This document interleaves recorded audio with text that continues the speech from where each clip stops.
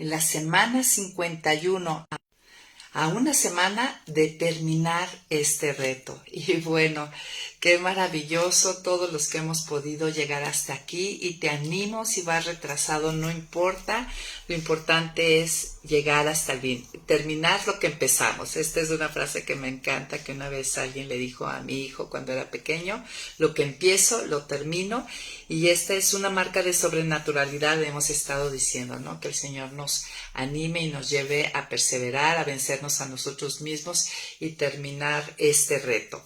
Y hoy es el día 358 del reto, a 7 días, a una semana de dar por terminado esto. Y hoy es lunes 23 de diciembre, a un día de que celebremos el estar todos juntos, recordar que hace un poquito más de 2000 años, el Señor Jesús, la segunda persona de la Trinidad, se encarnó, se hizo hombre para revelarse con mayor claridad al hombre y cumplir esa obra salvadora para restaurar la relación que se había roto en Génesis entre Dios y el hombre. Y eso es lo que mañana estaremos conmemorando y celebrando y estando todos juntos. Y pues bueno, Semillas de Esperanza les desea que mañana sea un día donde realmente al recordar al Príncipe de Paz, haya paz y armonía entre los suyos, que puedan vencer cualquier obstáculo que a veces se presenta. Señor nos dé ese amor incondicional y todo lo que necesitamos para ser esas pacificadoras y llenas de gracia, de misericordia y llenos de alegría, y no perder el objetivo de lo que se festeja mañana, ¿no? Aprovechando y saludando. Y bueno, vamos a orar para seguir adelante y pedirle al Señor que dé bendición a este tiempo que estaremos juntos y que nos ayude con la conexión de internet, que anda fallando un poquito. Señor, estamos muy contentos, muy gozosos de que hasta aquí nos has traído, a una semana de terminar este reto de cambios profundos. Reconocemos, Padre, que en verdad tu palabra no regresa vacía. Gracias, Señor, por todo lo que has añadido a través de estos 358 días que hemos estado yendo a tu palabra y reflexionando sobre ella, Señor. Bendice este tiempo, añade bendición a la lectura de tu palabra, danos oídos y corazones dispuestos, limpios y deseosos, Señor, de poner en práctica y que sea parte de nosotros realmente lo que escuchamos. En el nombre de Jesús, amén. Muy bien, amigas. ¿Cuál es el tema de este día? Pues se llama, lo titulo casi último sector o sección como califico, ¿no? En otras palabras, ¿soy apto para seguir y servir junto con Jesús?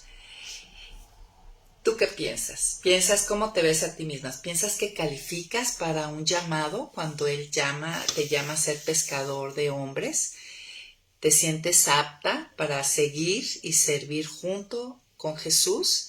Pues bueno, hoy contestaremos esta pregunta y veremos si calificamos, si somos aptos. Y yo quisiera que quedara esta frase que decimos mucho aquí en Semillas, y me encanta porque viene a resumir en pocas palabras esta clase. El Señor no llama a los capacitados, sino capacita a los llamados. Recuerda esto y que se selle en tu corazón. El Señor no llama a los capacitados, sino capacita a los llamados.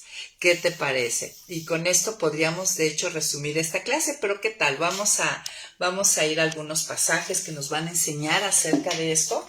Y lo primero es que estaremos abriendo la escritura en Lucas capítulo 5, y vamos a leer desde el versículo 1 al 11, e iremos poco a poco avanzando en esta idea.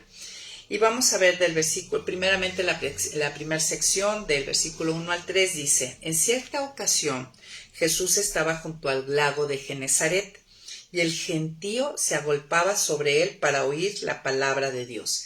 Entonces lo primero que observamos es que aquí Jesús habla y las personas están escuchando. Dice: Jesús vio que cerca de la orilla del lago estaban dos barcas, y que los pescadores habían bajado de ellas para lavar sus redes. Jesús entró en una de aquellas barcas, la cual era de Simón, y le pidió que la apartara un poco de la orilla. Luego se sentó en la barca y desde allí enseñaba a la multitud. Entonces aquí vemos que hay un grupo, un gentío, o sea, un grupo grande de personas que estaban queriendo escuchar del Maestro, de Jesús, y efectivamente escucharon, y Jesús empieza a enseñar.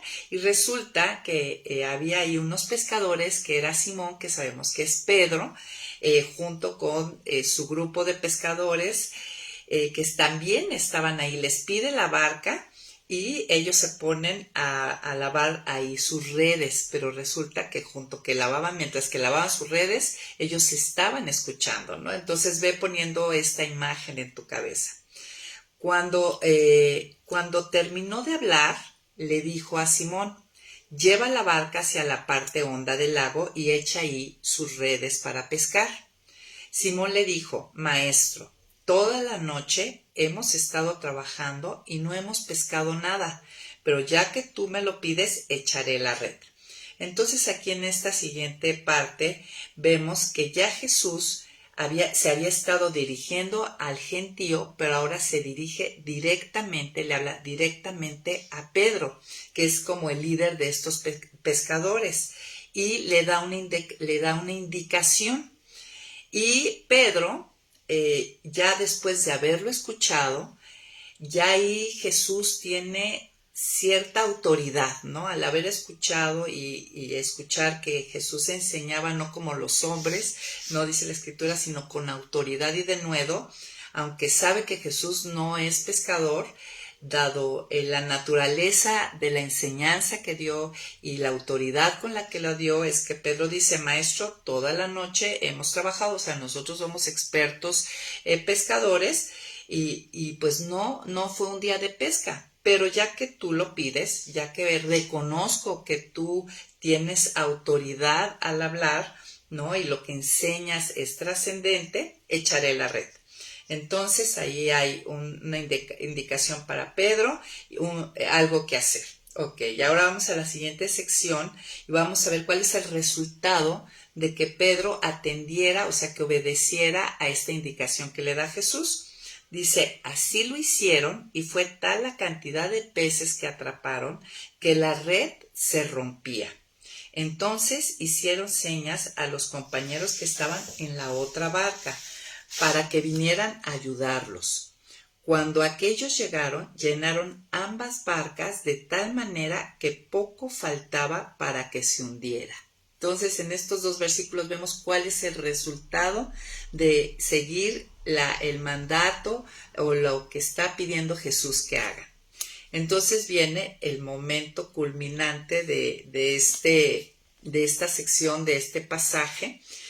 En el versículo 8 y 9 dice: cuando Simón Pedro vio esto, cayó de rodillas ante Jesús y le dijo: Señor, apártate de mí, porque soy un hombre pecador. Y es que tanto él como todos sus compañeros estaban pasmados por la pesca que habían hecho. También estaban sorprendidos Jacobo y Juan y los hijos de Zebedeo, que eran compañeros de Simón. Pero Jesús le dijo a Simón: no temas, que desde ahora serás pescador de hombres. Y bueno, vamos a meditar un poquito más esta sección última que leí. Aquí dice que Pedro quedó pasmado, y me dio curiosidad saber qué quería decir pasmado. Y resulta que pasmado quiere decir alelado o atontado, ¿no? Quedó alelado y atontado, ¿no? Y esto, o sea, al ver que ellos eran expertos pescadores, que no era día de pesca, y que Jesús era un rabí, pero no era pescador, pues les dice: vayan y hagan esto en tal lugar, echen las redes, y sucede que es una pesca sobrenatural. Él queda pasmado, ¿no? Ante esto que él ve, que él experimenta de una manera vivencial, queda alelado, atontado. Entonces cae de rodillas, porque vio con toda claridad el señorío de Cristo, aún en estas cosas. Ya no solamente había visto que era un buen maestro, porque se dirige a él, ¿no? Maestro, pero ahora queda atónito, ¿no? Al ver el alcance del señorío de Cristo, de Jesús, ¿no? Que aún él podía controlar los peces en el lago, ¿no? Esto era algo sobrenatural. Y ante esta revelación, ¿no? De quién es Jesús, entra la revelación de quién es él y dice, apártate de mí porque soy hombre pecador. O sea, Señor, no soy digno, no soy merecedor de estar cerca de ti. Es mejor que nos separemos, ¿no? ¿Cómo voy a creer que tú quieras estar cerca de mí? ¿No? No califico para estar cerca de ti. Y bueno, es que está viendo que él reconoce que él es un hombre pecador, ¿no? Se humilla y se da cuenta que él es un hombre totalmente diferente, es decir, santo, alguien con, no solamente con autoridad al enseñar, al predicar, sino también tiene autoridad sobre las cosas de la naturaleza, ¿no? De ahí vino esa pesca milagrosa. Y él enseguida dice, yo no soy digno, no soy merecedor de estar cerca de ti. Y bueno, ese es un buen sentir, fue una buena conclusión a la que llegó Pedro. No califico, ¿no? Para estar cerca de ti. Y muchos de nosotros, y ese es el inicio, de hecho, para el Evangelio, las buenas noticias, cuando yo pongo mi fe en Cristo, me reconozco que no soy digna, que no, de tener una relación, ¿no? Me doy cuenta que esa relación está rota por el pecado, pero muchas veces ya siendo hijos, pensamos de esta manera, por nuestra imperfecta manera de caminar y de seguirlo. A veces pensamos, no soy digno de estar cerca de ti y mejor nos alejamos. Y mucho menos a veces nos vemos dignos o merecedores o aptos o calificados para servir junto a Él. Yo no sé si te identificas un poco aquí con Pedro, ¿no? Y aún siendo hija, a lo mejor tú ya fuiste llamada, ya fuiste regenerada, ya fuiste adoptada y te estás sintiendo de esta manera. Miren, muchas veces hay una presunción que nos engaña, ¿no? Y pensamos, si yo fuera más diligente o más obediente, más entregada, más espiritual, y lo digo entre comillas, entonces sí sería digna de estar cerca de Jesús y de unirme a la pesca de hombres, ¿no? Al servicio de Él. Y esto es una presunción equivocada, ¿no? Al ver nuestra pecaminosidad, pues bueno, hay una puerta inicial de salvación donde yo soy perdonada y regenerada, pero pues desafortunadamente, aún siendo hija, sigo a veces tropezando, ¿no? Mientras que es el proceso de santificación y llego a verme como descalificada. La idea es, y la pregunta a contestar sería, pienso que necesito cierto nivel de espiritualidad que me haga digna o digno de ser compañero y colaborador de Jesús. Pues esto es importante contestarlo y darnos cuenta en dónde estamos hoy. Pedro, vemos aquí en el pasaje, experimenta una comprensión de su estado y una aceptación de su estado, ¿no? Comprende al escuchar y ver el señorío de Jesús, comprende que él es un hombre pecador y lo acepta. Y a la vez ve que Jesús es un hombre totalmente diferente a él, es decir, santo, ¿no? Y exactamente esta comprensión, ¿no? Y esta comprensión que llegamos a tener nosotros, que en pocas palabras o en palabras de este año de cambios profundos, al abrazar nuestra incapacidad, aún como hijas, es lo que nos califica para el llamado que hace Jesús. No temas porque desde hoy serás pescador de hombres, ¿no? Tengo un propósito, un llamado, una tarea, un servicio para ti. Y a través de este propósito, de este llamado, de este ministerio, de este servicio que te estoy dando, conocerás mi gracia, mi misericordia y mi poder transformador en ti ¿no? Serás, está hablando de algo futuro, algo que voy a hacer contigo y que entendemos que Dios lo va haciendo en nosotros progresivamente y a través de eso conocemos su gracia, su misericordia y poder transformador en mí y en los que Dios llama a través de mí, ¿no? Entonces, al ser pescadores de hombres, al atender a la gran comisión de ir y predicar el evangelio a toda criatura y enseñándole a guardar las cosas, experimentamos nosotros esto y a la vez vemos cómo Dios lo hace en otros.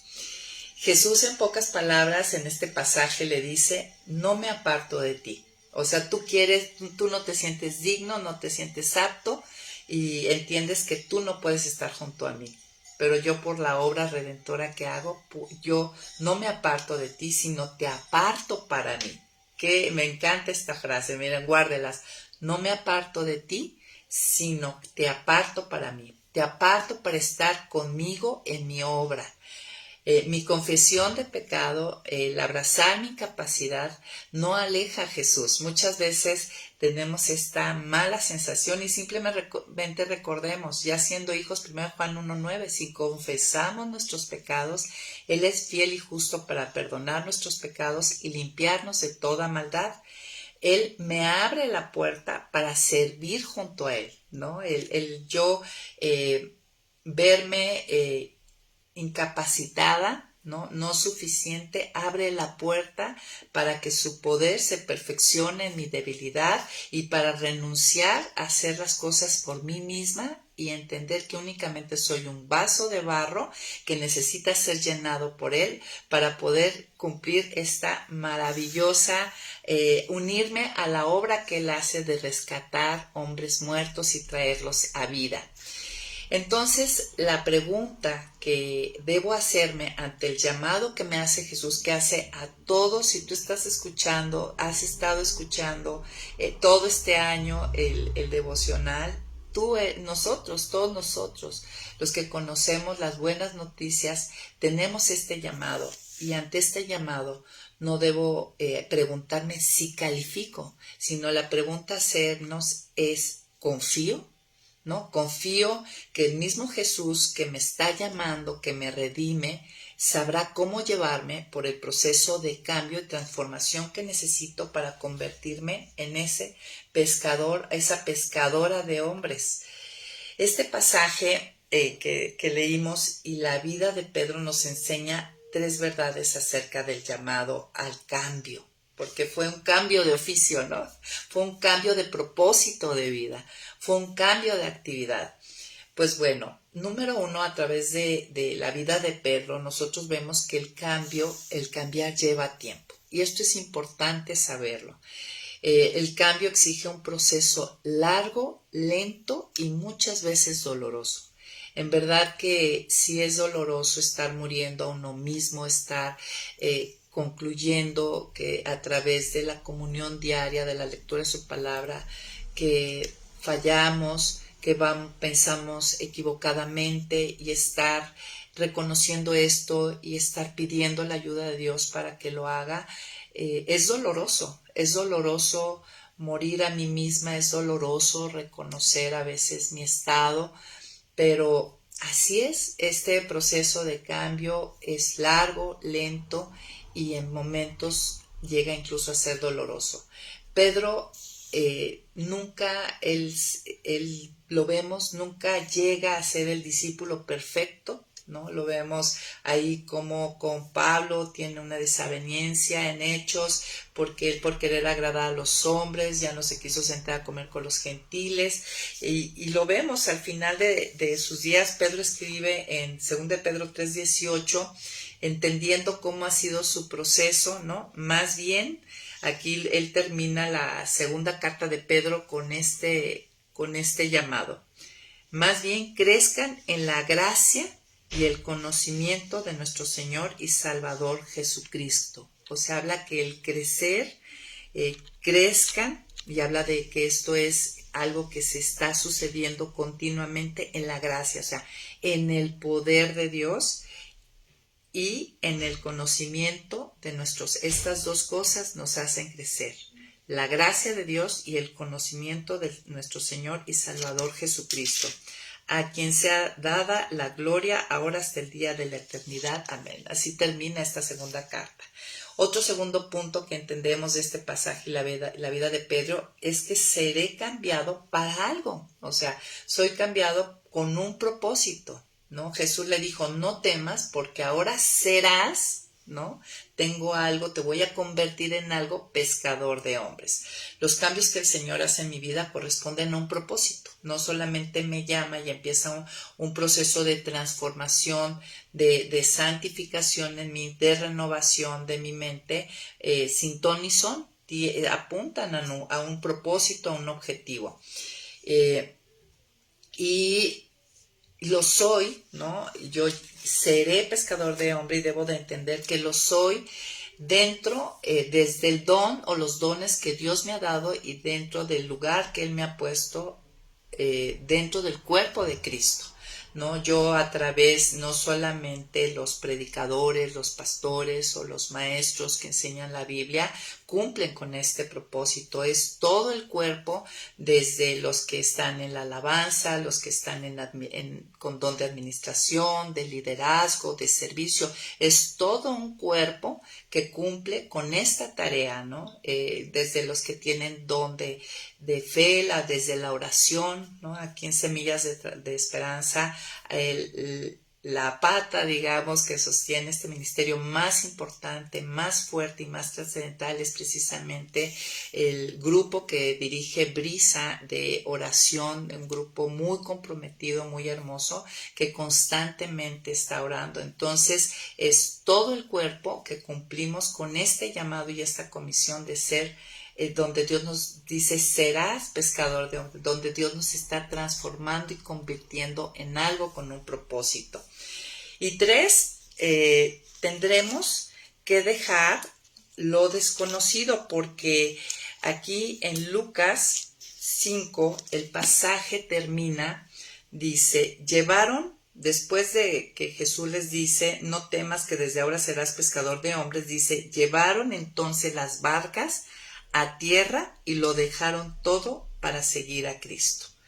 Entonces aquí Tranchini decía que se refiere aquí a dejar de intentar cambiarme por mí mismo, que es algo que a través de todo este año hemos tratado de enfatizar, ¿no? El que esto no es algo que debo hacer yo mismo por mis propias fuerzas y con motivos equivocados, entender que Él es el que lo hace, ¿no? Como dice Pedro, esfuércense en la gracia y en el conocimiento de nuestro Señor Jesucristo. Y en pocas palabras, cuando dice lo dejaron todo para seguir a Cristo, nos está diciendo atesorar a Cristo por encima de todo, ¿no? Que nuestra mayor lealtad sea a Él. Entonces, también vimos en esta sección que el pescador de hombres, Hudson Taylor, ¿no? Este pescador de hombres que Dios lo envió a China, aprendió lo que es Gálatas 2:20, ¿no? Un versículo que conocemos muchísimo y que practicamos muchas veces muy poco. Vamos a recordar que dice Gálatas 2:20 y 21a. Dice, pero con Cristo estoy juntamente crucificado y ya no vivo yo, sino que Cristo vive en mí, y lo que ahora vivo en la carne, lo vivo en la fe del Hijo de Dios, el cual me amó y se entregó a sí mismo por mí.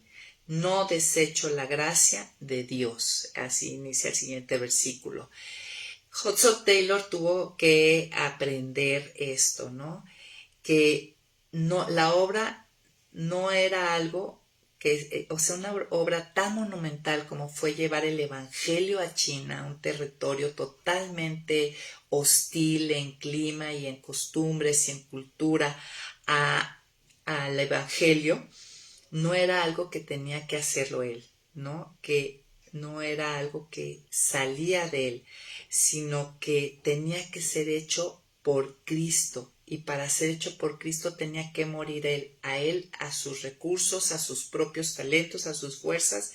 Y si lo que ahora vivo en la carne, lo vivo en la fe del Hijo de Dios, ¿no? No desecho la gracia de Dios. Tenía que ser hecho por la gracia de Dios. Y esta es algo que vemos que Hudson Taylor aprendió en su biografía y que todos nosotros tenemos que aprender a vivir, ¿no? Es la manera, Gálatas 2:20, es la manera de vivir el llamado a ser pescadores. Nosotros en su biografía narra sobre su extraordinario servicio en China. Y recordando en el día 345, es increíble lo que Dios hizo a través de él. Dice que fue un misionero que abrió China para el evangelio. Fíjense, él fue el que picó piedra. Él se mudó a Shanghái, una ciudad en continuo estado de guerra, repleta de miseria, frío perturbador, producto de la falta de calefacción y excesiva humedad. En su trayectoria como misionero renunció al primer amor de su vida por no compartir su carga por las almas perdidas de China. O sea, del quien se enamoró él no quería irse de misionera a China. Sufrió numerosos problemas de salud, uno de los cuales lo dejó postrado y paralizado. Perdió a su joven esposa y a un bebé recién nacido y tuvo que separarse del resto de sus hijos ante el peligro de la matanza de Tenzin. Es relevante que este hombre haya dicho que nunca había hecho sacrificio alguno. De todo lo que hizo, o sea, todo esto que enfrentó, él declaró que nunca había hecho sacrificio alguno. Pero esto es solo posible cuando yo aprendo a vivir este llamado a ser pescador de hombres, aplicando a mi vida Gálatas 2:20. Él dice que él envió a través de la obra, del trabajo de amor que él hizo, se enviaron más de 800 misioneros a China. Comenzaron 125 escuelas, estableció 300 estaciones de la obra con más de 500 ayudantes locales en 18 provincias de China. Se estima que como consecuencia directa de su evangelización, aproximadamente 18,000 personas recibieron a Cristo como su Salvador. Y entiendo que hasta hace unos años el número de creyentes en China creo que era 100 millones de personas. ¿Qué les parece? Casi la totalidad de México. Claro que falta mucho por conquistar y todo empezó con este hombre que decidió atender a ese llamado de ser pescador de hombres en China. Algo interesante que aprendemos a través de Hudson Taylor es que en el capítulo 14, y que todos tenemos que llegar a este punto, él titula de su biografía, él titula ese capítulo como una vida canjeada. Canjeado quiere decir intercambiar o sustituir, porque ahí Hudson Taylor narra que descubre que el Señor lo llama a algo nuevo, y es a lo mismo que este devocional ha buscado como objetivo todo este año, a disfrutar, ¿no? ¿Se acuerdan cuál es el objetivo de este devocional? Aprender a disfrutar de Dios. Y en medio de todo este proceso donde Dios lo va formando como misionero y utilizándolo aun cuando no siempre lo hacía de manera perfecta, hablando espiritualmente, él redescubre el Evangelio, ¿no? El regresar a su primer amor, recordar que Dios es el que hace la obra a través de uno, que uno tiene que abrazar la incapacidad como Pedro, reconocernos pecadores insuficientes y reconocer que el Salvador es Él y Él lo hace a través de nosotros. De hecho, Hudson Taylor da esta frase que es muy significativa. Él dijo, es más santo, ¿no? Apartado con un fin, eso es santo, recuerden, y claro, tiene que ver con la calidad que Dios va limpiando a las personas, su calidad moral, pero dice, es más santo quien más tiene de Cristo, o sea, que al tener más de Cristo es dejar que su poder obre en nosotros y a través de nosotros, menos de mí, más de Él, y se regocija más plenamente en su obra consumada. O sea, estoy gozosa de entender todo lo que significa el ser salvo, el haber sido salvada por este Salvador, todas las implicaciones que tiene, que bueno, como hemos dicho cantidad de veces aquí en Viéndonos como Dios nos ve, lo entendimos, ¿no? Dice que tenemos el poder de Dios, que mora en nosotros el Espíritu Santo, que somos uno con Cristo y toda la Trinidad, y todas estas cosas cuando yo me regocijo plenamente en su obra consumada, obviamente mi confianza, ya no pienso si califico o soy apta, sino mi confianza está plena en que Él hace la obra a través de un vaso de barro. Entonces, esta obra consumada se refiere a que mi Salvador obra en mí y a través de mí, ¿no? Que es finalmente la santificación. Solo debo de desear, cuando yo entiendo esto, vivir por su gracia, o sea, por su poder, por su favor que Él me da aún sin necesidad de ganármelo, no por esfuerzo propio. Así es la única manera, amigos, cuando servimos al Señor, cuando entregamos nuestra vida a Él y a los propósitos que quiere cumplir a través nuestros, que podamos llegar a decir, nunca he hecho sacrificio alguno. Si tú en tu servicio estás sintiendo que es un sacrificio, claro, o sea, sí hay un dolor de morir a mí, ¿no? Ese es el único sacrificio, el subirme como dice Romanos 12, ¿no? Os ruego por las misericordias de Dios, por todo lo que ha hecho, que presentéis vuestros cuerpos en sacrificio vivo y santo, que es agradable a Dios. O sea, el único sacrificio que debo experimentar es el morir a mí. Pero si yo siento un sacrificio, una carga en mi servicio a Dios, ese debe ser un indicador, debe ser una lucecita roja que se prenda y me diga, Mayra, lo estás haciendo en tus fuerzas. Recuerda Gálatas 2:20 y vívelo, aplícalo. Y bueno, al llamado al pescador de hombres, Jesús lo llama, también vimos que lo llama a permanecer en la vid, ¿no? Donde son formados, esta permanencia en la vid es donde Dios forma nuevos deseos, ¿no? Y estos nuevos deseos son expresados a través de nuestra oración, ¿no? Y una oración correcta lo glorifica a Él.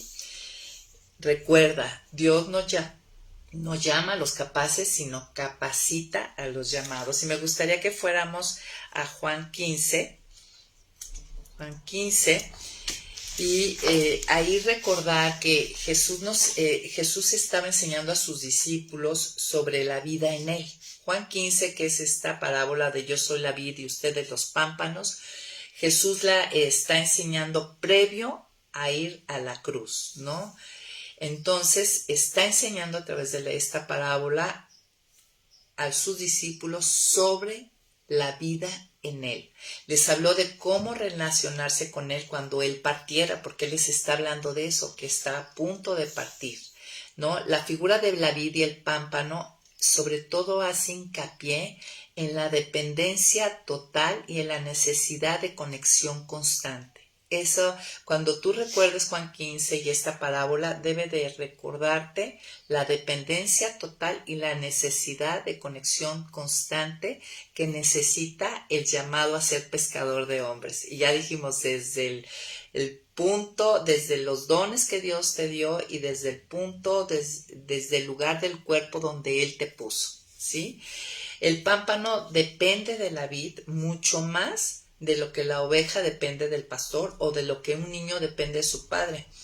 Por eso utiliza esta figura, ¿no? Dice, como estaba por dejar a sus discípulos, estaba dándoles un mensaje claro de cómo permanecería unido a ellos, ¿no? Esa es la idea.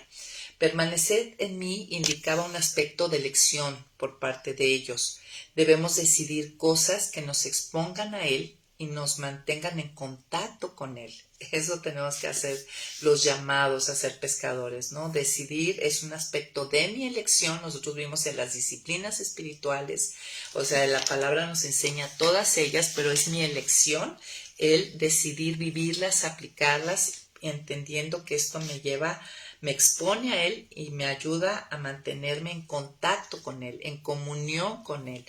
Es la manera y es la única manera de llevar fruto, ¿no? De cumplir con este llamado, con este propósito, esta misión. Es la única manera de llevar fruto y me refiero a dos aspectos: carácter, formación de carácter y reproducción, ¿no? Es inevitable y una cosa, amigos, el que está conectado es inevitable que no lleve fruto. Todo el que está conectado a la vid, sí o sí lleva fruto. Dios hace su obra en nosotros y a través de nosotros. Quisiera resaltar ahí de Juan 15 el versículo 6 y 8. El versículo del 6 al 8 vemos que el precio que tendremos que pagar por no permanecer, y por otro lado la promesa para los que deciden, toman la elección de permanecer. Dice, el que no permanece en mí será desechado como pámpano y se secará y será recogido y arrojado al fuego y ahí arderá. Si permanecen en mí y mis palabras permanecen en ustedes, pidan todo lo que quieran y se los concederá. En esto es glorificado mi Padre, en que lleven mucho fruto y sean así mis discípulos. ¿De qué estamos hablando aquí? Bueno, el precio de no permanecer, el que en mí no permanece, será echado fuera como pámpano y se secará. Aquí Jesús nos está advirtiendo a sus discípulos que fracasar en permanecer significa fracasar en la vida, ¿no? Discípulos sin fruto que viven vidas desperdiciadas, vidas quemadas. Y amigas, verdaderamente no nos podemos perder lo mejor de esta vida, que es estar dando fruto constantemente. Es un deleite, se cumple el propósito, no hay mejor manera de vivir. Y por otro lado, el versículo ya 8, cuando dice mis palabras, si permanecen en el versículo 7, si permanecen en mí y mis palabras permanecen en ustedes, habla de que mis palabras permanecen en vosotros. Jesús está conectando el principio de permanecer con la idea de la fidelidad a sus palabras, ¿sí? Eso es importante. Esta es la marca también de un discípulo, de un pescador de hombres, del que ha sido llamado. Dice, entonces pidan todo lo que quieran y se les concederá, porque si yo estoy permaneciendo en Él, estoy conectada a la vida a través de todas las diferentes disciplinas espirituales que hemos aprendido. Es la manera en que baja de lo que hay en su corazón al mío. Y en lo natural estaré pidiendo cosas de acuerdo a su voluntad y obviamente será concedido. No estaré pidiendo para, como dice Santiago, para mis propios deseos egoístas o deleites o pidiendo mal. El estar conectado me lleva a pedir bien y entonces estaré recibiendo respuestas positivas de mis oraciones.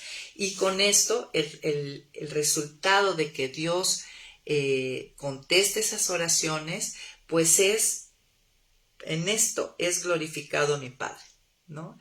En que lleven mucho fruto. O sea, si se dan cuenta, está conectada el pedir con el fruto. Ya dije de dos características, tanto de formación de su carácter como de reproducción, de llevar el evangelio, predicar el evangelio a toda criatura y enseñándoles a guardar, o sea, de discipularlos, reproducción de discípulos.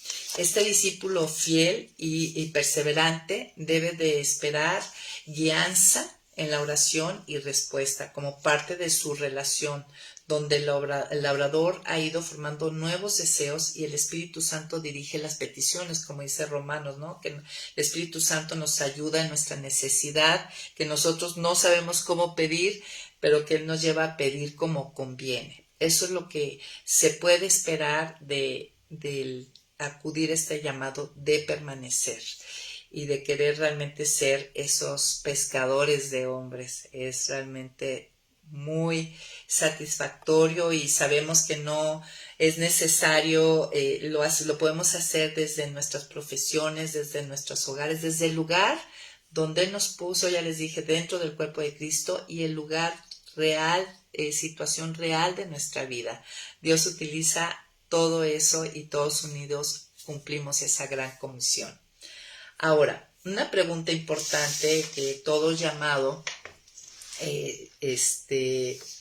puede hacerse, ¿no? ¿Qué es lo más importante que debe de tomar en cuenta el pescador de hombres para ser eficaz en la pesca? Es decir, en el cumplimiento de la gran comisión, en mi servicio, en mi ministerio. Y Juan 8 lo contesta. No hay que inventar el hilo negro, ¿no? ¿Qué es lo que me hará más eficaz en este llamado? Que no tenemos que andar adivinando. Aquí en Juan 8, 31 y 32 lo responde. Dice, entonces Jesús dijo a los judíos que habían creído en él. ¿Tú has creído en él? Esto es para nosotros. Si ustedes permanecen en mi palabra, serán verdaderamente mis discípulos y conocerán la verdad, y la verdad los hará libres. Si ustedes permanecen en mi palabra, serán verdaderamente mis discípulos. Ese es el primer escalón, ¿no? Para poder ser todo lo eficaz, el vaso de barro, todo preparado para ser llena por Dios y que Dios haga su obra a través de mí. El que oír constantemente su voz, ¿no? Recuerden que todo va siendo formado a través de su palabra. ¿Quieres escuchar la voz de Dios? Lee en voz alta. Me encanta ese dicho, ¿no? Dios me habla y con eso renueva mi mente. Al renovar mi mente, renueva mis deseos, ¿no? Y entonces me lleva a orar como conviene, en pro y objetivo de la extensión del reino, de la edificación del carácter de Cristo dentro de mi vida. Pasar tiempo de calidad a solas leyendo la palabra de Dios de manera continua y constante. Eso es permanecer. Si ustedes permanecen en mi palabra, se refiere a pasar tiempo de calidad a solas leyendo la palabra de Dios de manera continua y consistente. Y nosotros a través del año aprendimos varias cosas de cómo hacerlo. Orar antes de leer, buscar el aprendizaje. Una vez que se buscó el aprendizaje, meditar sobre lo que me mostró. Meditar es hacer preguntas de aplicación directa. ¿Qué implicaciones tiene esto a mi vida? Y finalmente ir a oración, ¿no? Recordando un poco los pasos que me llevan a una buena lectura. Mira, si damos más de lo que recibimos, es el intentar mantenerme a flote será lo que me hunda. Si yo doy más de lo que recibo, terminaré hundiéndome y haciendo las cosas en mis fuerzas y diciendo que esto es un sacrificio. Terminaré cansada, terminaré no siendo perseverante en mi servicio, me retiraré, diré no, ya di mucho, necesito tiempo fuera, ya fue demasiado. A lo mejor tú estás en esa posición y es que a lo mejor tú estás dando más de lo que recibes. Hacerlo en nuestras propias fuerzas nos llevará eventualmente a fracasar.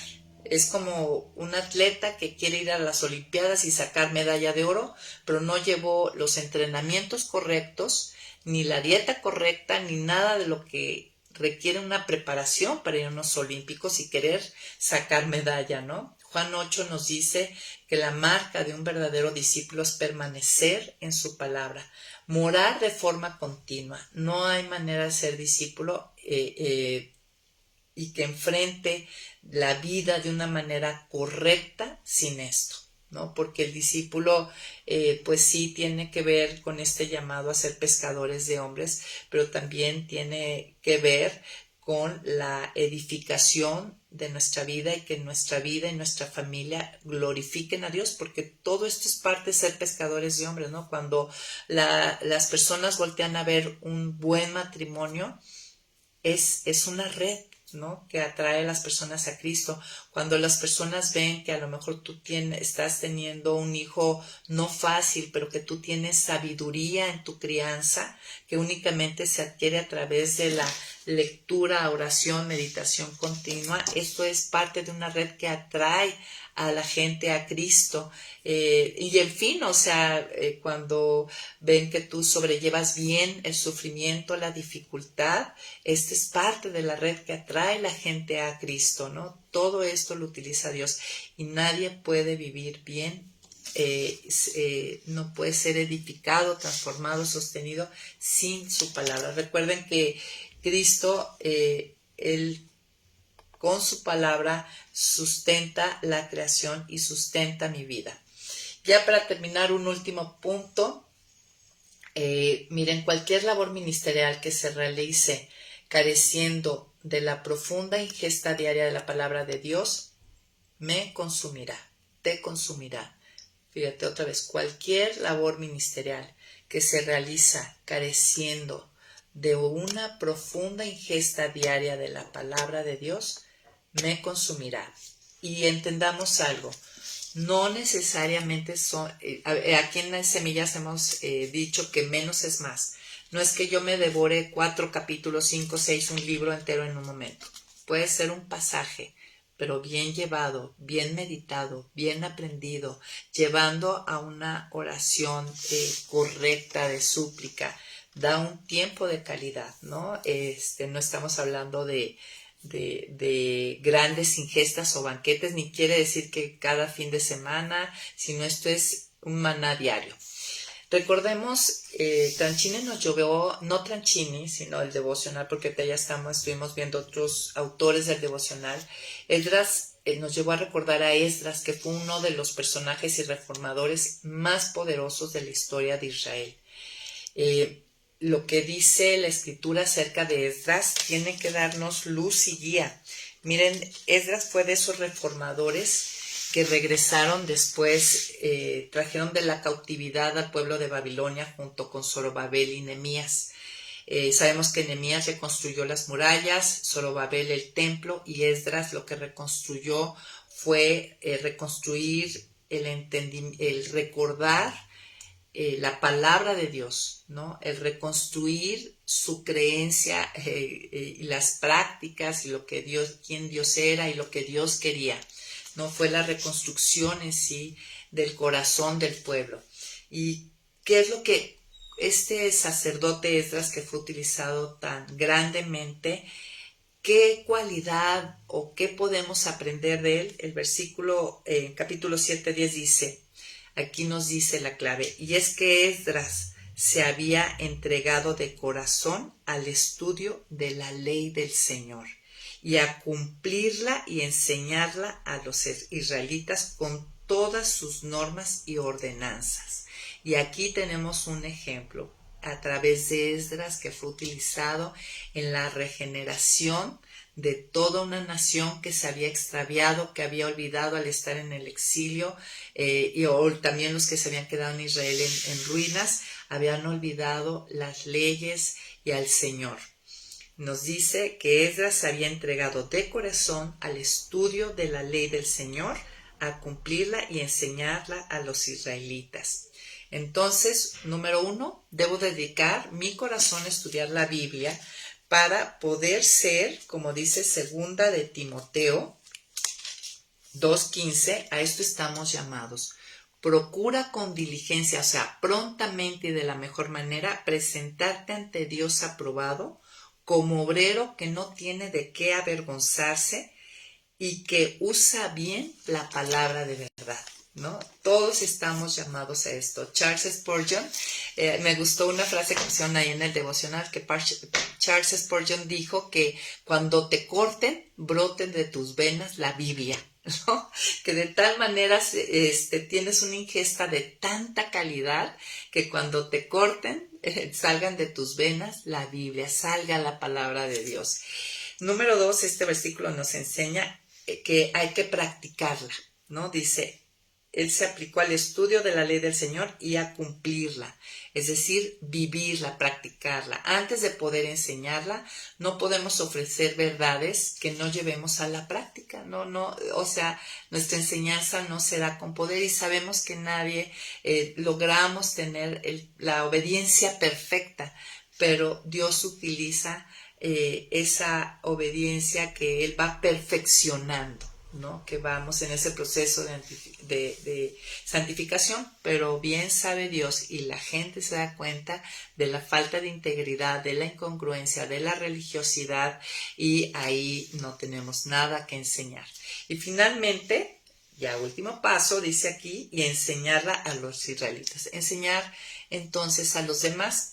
El propósito de Esdras fue el mismo que el de Lutero en Alemania en su época, o el que el de Agustín también en su época, el de Wesley en Inglaterra, ¿no? Reeducar a una generación que se había apartado de la palabra de Dios.